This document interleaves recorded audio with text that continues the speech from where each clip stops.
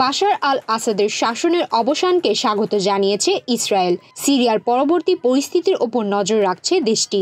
সিরিয়ার যে পরিবর্তনই হোক না কেন তা ইসরায়েলের সামনে সুযোগ ও ঝুঁকি দুটোই এনে দেবে বলে মনে করছে বিশ্লেষকরা।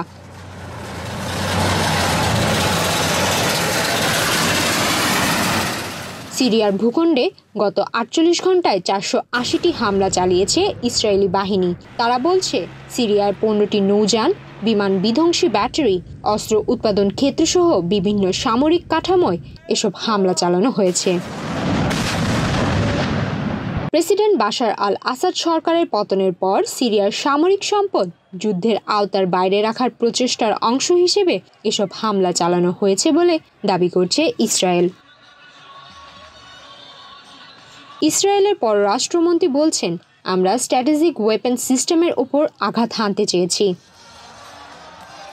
সিরিয়ার যে রাসায়নিক অস্ত্র আছে বা দূরপাল্লার ক্ষেপণাস্ত্র ও রকেট আছে তা ধ্বংস করতে চেয়েছি। আমরা চাই এসব অস্ত্র যেন কট্টরপন্থীদের হাতে না পড়ে। এরপর ইসরায়েলের সেনা ইসরায়েল ও সিরিয়ার মধ্যে যে বাফার জোন আছে সেখানে প্রবেশ করেছে। এই জায়গায় জাতিসংঘের শান্তিরক্ষা বাহিনী পাহারার কাজে নিযুক্ত। তবে রিপোর্ট বলছে ইসরায়েলের সেনা দামেস্ক থেকে ৪০ কিলোমিটার দূরের এই বাফার জোন অতিক্রম করে গেছে।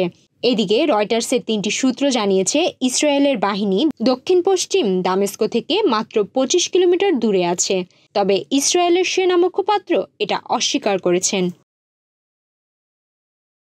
জেরুজালেমে এক সংবাদ সম্মেলনে ইসরায়েলের প্রধানমন্ত্রী নেতানিয়াহু বলেছেন, আমরা সিরিয়ার নতুন শাসকদের সঙ্গে শান্তিপূর্ণ ও প্রতিবেশী সুলভ সম্পর্ক চাই, কিন্তু ইসরায়েলকে রক্ষা করার জন্য, দেশের সীমান্ত রক্ষা করার জন্য আমরা যা দরকার সেটাই করব।